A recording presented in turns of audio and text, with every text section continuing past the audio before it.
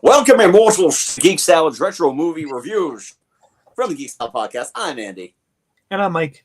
And tonight we continue on our Seantember as we look through some of the movies of Sean Connery. And tonight we talk about one of the movies heralded by many geeks as one of the greatest geek movies ever, Highlander. Yeah. My guess is a lot of those geeks have not watched it in a while. So was this the first time you've seen it, or have you seen it before? No, it was the first time I've actually watched it all the way through. I mean, I've seen bits and pieces, but honestly, most of what I know of the Highlander, I knew from the series. Okay. Which I think does a lot better job at dealing with mythology of the immortals than this movie does. So I first saw this movie. I was a friend of mine in high school told me about it. And the way he laid it out actually sounded pretty amazing. It's about this race of immortal beings that have to meet and they have to fight, and you have to decapitate an immortal to kill them. And then you kind of gain all their powers till there's only one, and they get like all this higher knowledge and all that. I thought that sounded really cool. And when I finally got around to watching it a few years later, I'm like, yeah, that was a lot of sell. There's a lot of sizzle here. Yeah, that's the thing. Is like the concept is really cool. The soundtrack is amazing. I mean, honestly, we'll get into the soundtrack in a minute. Okay. Yeah. But yeah, because we have to talk about it. The concept is really cool. That's about it. The script is awful. There is a lot of things that this movie does right. I feel like overall, I think the set pieces work really well. They definitely shot on location. It looked good. It didn't look like you've got one city trying to stand in for another city. Right. Scotland looked great. Yeah. Whatever they did in France is whatever they did in France, which was an odd scene to begin with. So I feel like they did that one little bit in France where he meets up with, I got to pull up names now because part of the issue with this is outside of Kurgan Ramirez and Conor McGregor. I don't remember anybody's name. Conor McLeod. Conor McLeod. Exactly. Conor McGregor's the, So Sunda. Oh yeah. Played by Captain Panaka. Yeah. He meets up with McLeod. And then they talk about their time in France. Do the flashback in France. You don't see Sunda anywhere in that flashback. And then he is dispatched. I thought they mentioned that that was on Boston Common. No, it was in France. They had met. They met in that bridge in New York, but they hadn't. No, it was in France because that was the whole thing with the duel. Oh. Actually, you do see Sunda is McLeod's second. Oh, okay. You see him vaguely in the background in a couple of shots. That's it. Okay, all right. I definitely feel like this entire movie was shot around everybody's scheduling conflicts. I honestly want to see more of him. I thought he was a way more interesting character than Connor. Yeah, and even Ramirez. Honestly, what bugged the hell out of me about Ramirez, though, the fact that he got his sword from Masamune in the year like 500 BC. Yeah. And Masamune lived in 1200 AD. And he never had a daughter who was never a princess. So that entire story was completely made up, and the sword doesn't make any sense because it wasn't made in 500 BC. Right. Sorry. My math doesn't work well. So Connery was paid $1 million for this role. For essentially what I think was 6 days of shooting. And as the story goes, he was keeping very close time of how much time he had left, because if they went over, then they would have to pay him a substantial sum to stay on for anything. And there was at one point, he looked at his watch like, you've got a half hour left. And Russell Mulcahy, the director, was like, okay, roll. He's like, you're never going to make it. And all he did was shoot B-roll of him swinging a sword and turning around. And then, like, 29 minutes passed. He's like, okay, that's a wrap. Thank you, Mr. Connery. You son of a bitch. Sure, continuity is the least of this movie's problems. And that's the thing too, is that this is kind of like, for some people, it's like my Dune '84. Yeah, I can see that. It's just one of these movies that I feel like in some cases this movie requires less explanation for why you like it versus Dune '84. Yeah. But in another sense, I kind of like Dune '84. I kind of understand why some people would like it. This one, it's a little bit more of a stretch. There's a lot. The issue is there's a lot going on. The night scenes are too dark. Yeah. That's a big issue for a movie where at least 55 to 60% of the movie is shot at night. It is rarely difficult to see things. Also, I mean, it's just, you're in New York City and there's like you're not going to get somebody's attraction, a whole bunch of people's attention if there are two dudes in an alley fighting with swords. For me, the only person that like kind of got the assignment in this one was Clancy Brown, because he's the only one that looks like he's just having fun with it. Well, yeah, exactly, and I enjoyed his character. There's a lot of stuff I didn't care for because there's a lot of like just standard '80s villainy that I'm not a big fan of. I'm gonna go to the church now. Let me wag my tongue at the nuns. And that's like, okay, yep, we get it. Get it. I mean, Clancy Brown it turned out to be a fantastic actor and just a really, overall good guy. And he always makes everything he's in better. Yeah, and from what I hear, he is a genuinely nice human being as well. He's just like so nice, and everyone just loves working with him. But I mean, if we want to talk about like Christopher Lambert, who has to carry this movie and essentially carry the franchise, which we're never touching those movies. Sorry, Kurt, we're never touching Part 2, The Quickening. I've only seen Highlander 2, The Quickening as a fan-made MST3K project. Oh, okay. It was like just a fans did the MST3K. This is before it came back in Sci-Fi Channel, actually, I think. Right. There's like 15 cuts of it too. Yeah, and so I like completely had no idea what the plot for Highlander 2. I looked it up. I'm like, Zeist? What the fuck is this? Well, you see, we're aliens, and I'm alive again. And yeah, I said there could be only one. My head is reattached to my body 600 years later. All the stuff that you saw in the first movie, completely forgotten about it because don't bother. It's not. They paid me $6 million for this one. Yeah, and honestly, I think this was kind of like the tail end of Connery taking a lot of paycheck roles, because before this, like the late '70s and early '80s for Connery, not good. No, God, no. I have seen some absolute dogs that Connery did. We don't even need to discuss Zardoz. But, I mean, I saw a movie with Sean Connery where he was a photojournalist, and there was a terrorist organization that were sending their women to, like, blow up things. And Leslie Nielsen might have been the president or the Joint Chiefs of Staff. And this was before he went all comedy, too. Oh, this was definitely a 70s thing. It actually showed too he was wearing a toupee, because at the end they're getting ready to jump out of a plane to go into war, and he takes his toupee and throws it out. But yeah, I mean, this one came out the same year as In the Name of the Rose. Yes, which is a good movie.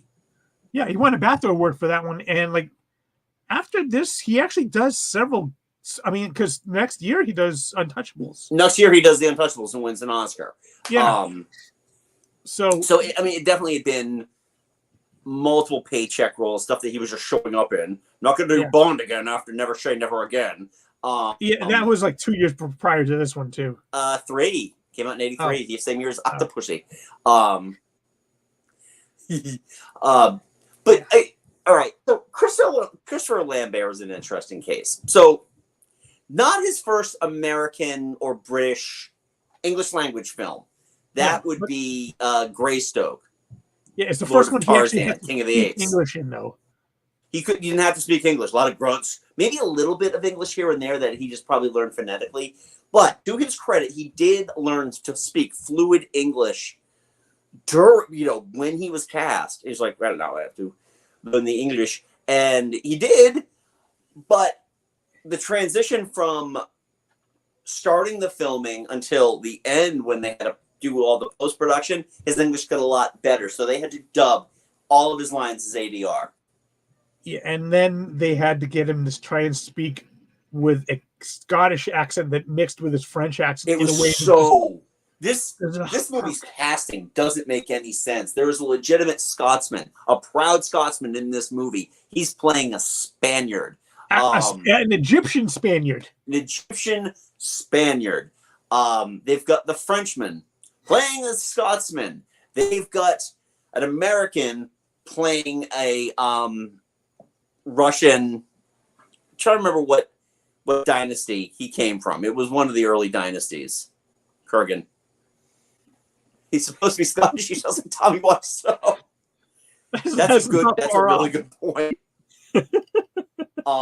It's tough too because realistically, and this might be anathema to some nerds out there, because I remember this was a question on the how big of a nerd are you quiz from the 90s, that you could earn points if you think that if you think that Christopher Lambert is, quote, a great actor. And it's just like it's tough to watch him. It's also tough because he's not really a great actor. He's not a captivating presence on screen unless he's glaring at you. His smile is unnerving. Almost like they had to tell him a joke that nobody else knows. It's like this little... He does a lot of really, really lot of staring in this movie, and his relationship with Brenda was just that's so creepy, stalkerish. It turns into they have absolutely no chemistry. Put a pin in that. We're getting to that. And the thing is too that all of his one-liners were throwaways, and it really just like you told me, the master race. And it was just like, I understand you're gonna carry this whole thing. Yeah, that's right. Oh God. The less we talk about Mortal Kombat, the better, because I still feel like it's one of the biggest false bill of sales I've ever seen, cinematically speaking. Only succeeded by Mortal Kombat Annihilation, which we were promised was going to be R-rated. Which I saw in theaters. I'm sorry. Yeah, I am too. That movie was so fucking awful. They're bad. They're bad movies. God damn you, Paul W.S. Anderson. I honestly... So the relationship with Brenda is weird. So first of all, she's not a cop. She's a forensic detective. Is she a forensic detective? Because I thought she was more of a antiquities expert. That's what they like. Yeah, she wrote a whole book about metallurgy and all that. But they say that she's a forensics detective. She definitely can get around that police station because she's hanging out with Alan Hale Jr. and John Polito plus sans mustache. Yeah, that's so weird seeing him without a mustache in that movie. Yeah.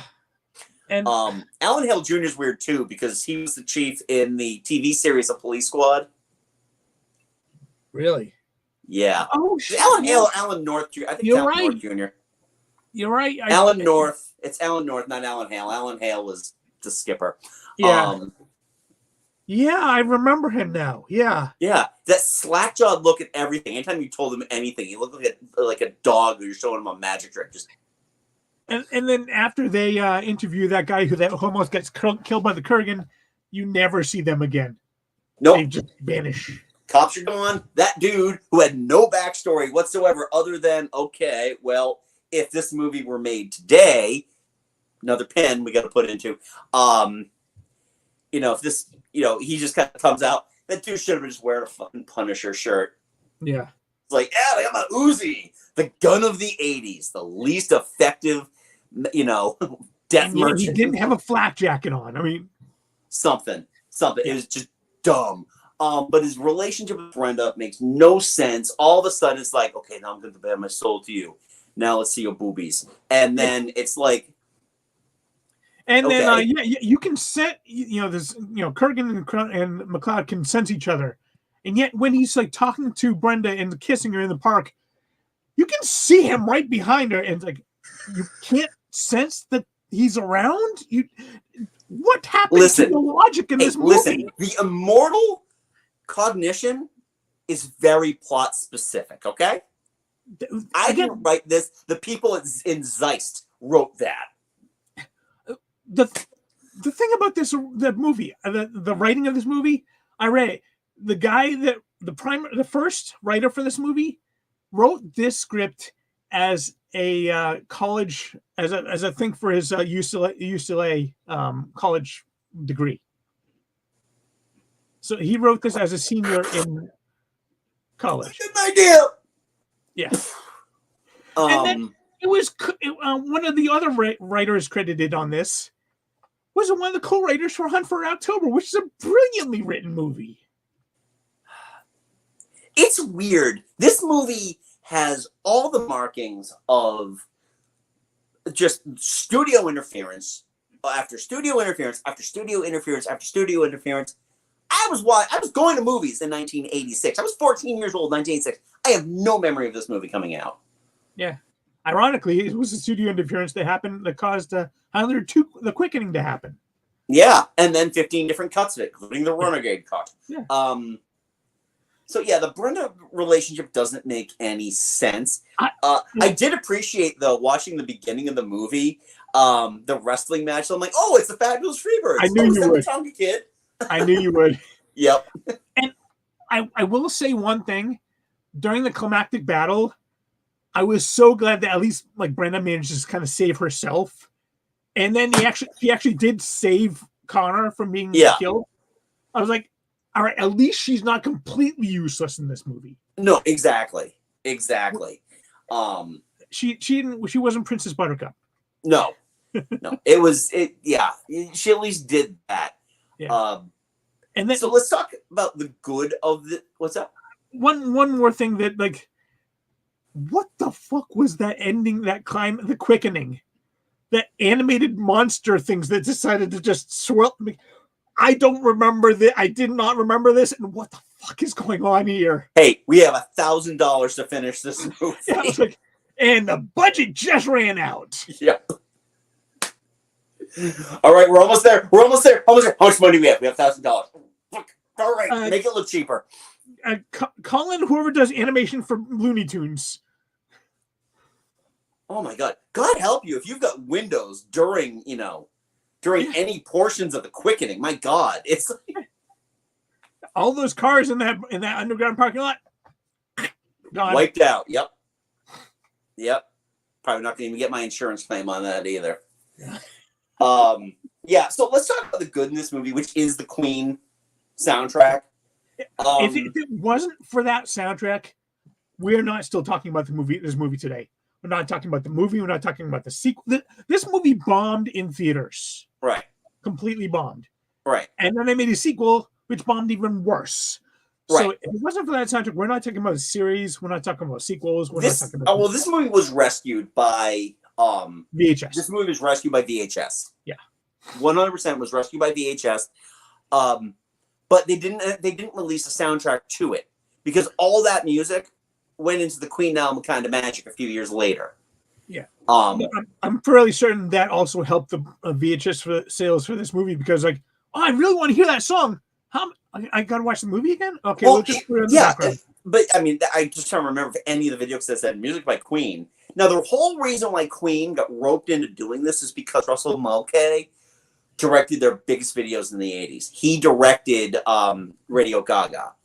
He was primarily a music video director before this. Yeah, most of the best, especially during the MTV era, Russell Mulcahy was your go-to director. He directed all the really great Duran Duran videos, just to name a few.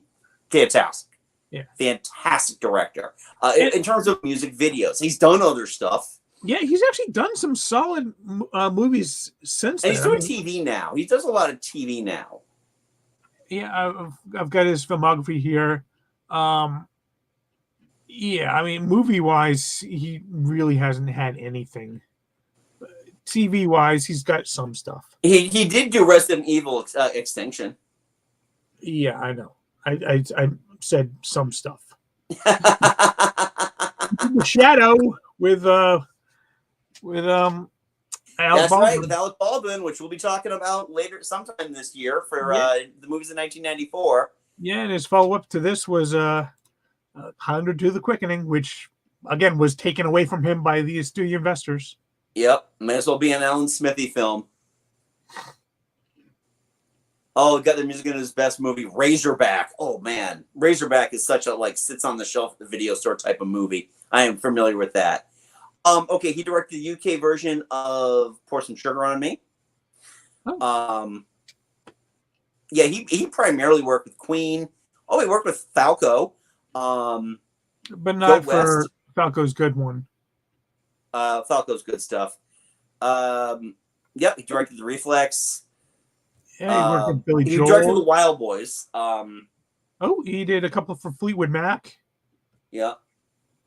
Rod Stewart. Oh, tons of stuff. He directed the True video from Spandau Ballet.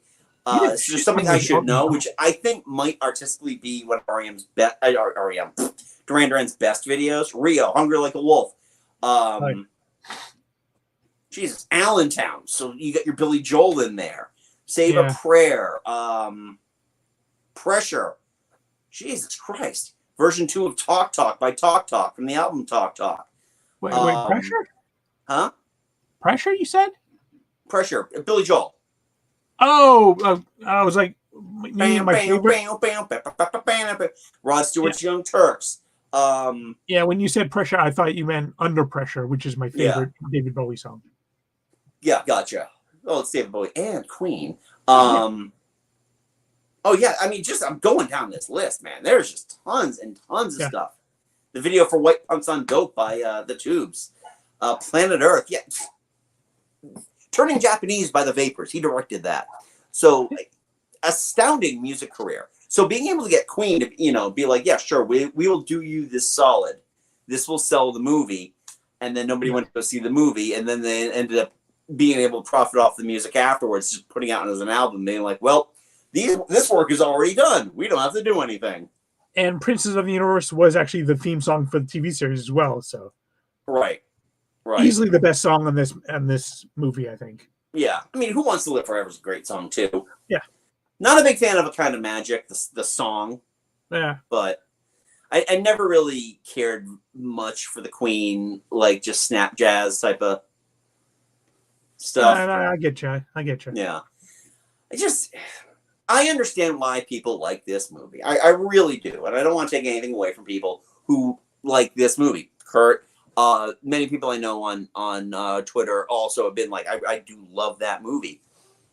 I can't give it the same love, and a lot of it's just because there's so many things about this movie that it seems pieced together, and it seems like the entire movie is built around working around other people's schedules, which is really difficult in that case. I texted you when we decided to do this movie. It's like, I bet you it feels like a high budget made for TV movie, and if it was a R-rated made for TV movie, that was it. Yeah, right. This would have been a sci-fi movie if it was released 10 years later. Yeah. Now, speaking of remakes, this one's been in talks for a remake forever. Yeah, I think the only movie that might have been in talks for a remake for longer would be The Crow.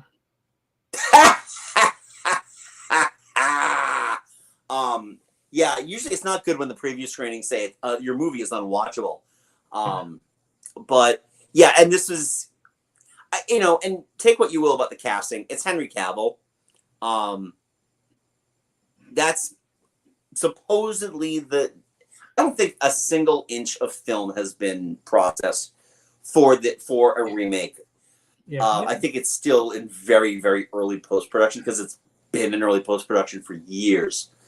The main issue is like you have to have the main character be Scottish because the movie is called The Highlander. I understand that, but I can kind of give the understanding that Henry Cavill is British. Yeah. How he probably can do a good Scottish accent. He definitely fits the part, which I hate to say is really becoming a typecast thing for him. I mean, I think of Gareth from The Witcher, or Gerard from The Witcher. That's really what I'm seeing as, even though it's just, and I don't know what it is. I don't want to make this sound like I'm knocking Henry Cavill. I genuinely like Henry Cavill. I don't understand what nerds boners are about Henry Cavill. Unfortunately, the only movies where that made any money, even marginally, were his stuff in the DCEU. His name is not. You won't sell a movie with Henry Cavill's name in it, and that's come to pass time and time again. And again, I think he's a really good actor. I like him, but I don't think he's a money actor for this. But I mean, who the hell else can you put in this? Because the nerd's gonna want what the nerd's gonna want. Actually, I just as we were talking, I did think about one person that I think could work for this. Okay. Joe Manganiello. Joe Manganiello. Oh, yeah. I could see him as like either Connor or even Kurgan. Yeah. All right, he likes Warhammer 40. Yeah, that's why I love him. Exactly. I mean, he's not afraid. I mean, the dude's ripped to shit, and he's a massive nerd, which I love about him. Joe Manganiello. He was Flash. He was Flash Thompson in the Raimi Spider-Man. Oh, that's right. Wow. Yeah, he was also Slade, Deadshot, in the end of Justice League. What's that? Deathstroke, not Deadshot. Deathstroke. Sorry. When you name all your characters the same, and all I can think of is Teen Titans Go to the movies, where it's just like Slade. Ooh, I like that Slade. He's a massive nerd as well. Yeah. I think he's done some some videos where he's a part of a D&D group. Yeah, exactly. It's who the hell knows? I mean, who the hell knows if this movie ever gets made? And again, let the nerds put their money where their mouth is to actually go see it when it gets made. Yeah, I mean, honestly, from just watching it, since I don't have the nostalgia of growing up with it, I don't think I'd go to see a remake. I don't think I would either. I might if it's like gets reasonably decent reviews, or it's an absolute train wreck. I'll watch it when it hits streaming. Yeah, same here. That's really how I watch movies now. Yeah, if it's really, really well done, I might check it out on streaming. But other than that, I don't think I'm seeing it in theaters. Yeah. So overall, I mean, for Seantember, it's really tough. He's in 6 minutes of the movie, and it's tough because his Spanish accent is dreadful. When it shows up, yeah, it's there. You need a magnifying glass to find it, but it's there. I will say though, his ridiculously long name did create one of the great memes from this movie. There can be only one. And his name is Juan. Get it? Yeah. And there can be only one. Get it? Yeah. Here's my samurai sword. Made 500 BC, which it was not. 2,000 years ago. Wait, what? I see. Being born like 2,500 years prior to that does make sense that he was Egyptian, because that's pretty much the only place where civilization was at the time. Right. But math. He doesn't look Egyptian. He doesn't look Spanish. He doesn't look Japanese. He looks Scottish. He looks like a Scotsman collecting a paycheck. And his voiceover, by the way, was recorded in his hotel room. Like that voiceover at the end was recorded. I guarantee he's on the toilet, like. Yeah, Or this is part of my 6 days. So Yeah, I'm doing it right now. Fine, I'll do it now. Remember, there's so much that you need to learn. Sorry, I had some haggis before this. Yeah. Oh boy. Yep. It doesn't make any sense. Again. Clearly a paycheck for him. Yep. Which makes it stain for heck is hilarious. So obvious a joke. Oh, can I grab some fruit? I'll grab this low hanging stuff if you don't mind. Yeah. Again. So I understand the love for this movie. You and I do not have that love for this movie. We do not. Yeah. If you want to get really, what's that? Because I don't think we didn't watch this one when we were growing up. Right. I don't have I simply, it wasn't a formative part of my upbringing. That's why movies like Buckaroo Banzai also escaped me, because I didn't watch them until much later on. And watching the series, it has so much better lore than this. It's not that they can't be killed, it's that they don't stay dead. Yeah. So like if someone gets killed, then they're dead, and they could be beheaded while they're dead. But if you don't kill them, then in a few minutes to a few hours, they come back to life and they're regenerated. Yeah. I don't know. The whole thing was, and I will recommend a really great podcast that talked about the entire series and the troubles of making it. And that was It Was a Shit Show podcast, because they talked about the makings of, and a lot of my information from the behind the scenes comes from that podcast. Then they go into Highlander 2. Then they go into Highlander 3. Then they go into the series. And the other 3 or 4 movies they made. They did. I want to say they did 5 movies overall. I think so. Highlander 3 was the first one with both Christopher Lambert and Duncan and Connor. Yeah, played by Adrian. I can't remember his last name. I'm just gonna say Smed. I know it wasn't Smed, but yeah. So anyway, and then they did The Wizard, and then The Source, and then The Source was just so awful. It was direct to DVD that they never bothered with anything more. Yeah. Kind of like horror sequels in the early aughts. Yeah. Just get it on DVD. Just crank them out until nobody pays to see them anymore, then stop. Yep. Bring all the money you can. Yeah. That was Highlander, folks. Yeah, not for us, but probably for you. That's fine. That's fine. I take no issue. I'm not going to look at somebody side-eyed because he liked Highlander. There are certain movies I will do that for. This is not one of them. I totally understand the love for it. I am just not one of those people. Yeah. But we want. If you grew up with it, I'm sure you had goofy fun with it. Whatever. You have fun with it. Good for you. Yeah. Good for you, Kurt. But we do want to know what are your thoughts on Highlander. Let us know. Leave a polite comment below. Sorry, don't call us idiots because we didn't like it. Leave that polite comment below. Also, if you're new to the channel, hi, welcome. Sorry that we talked so poorly about this movie, because you probably saw Highlander and go, ooh. So if you like what we do here, or if you don't like to do here, maybe we'll have a better opinion about the next movie we watch, which will be another Sean Connery movie next week.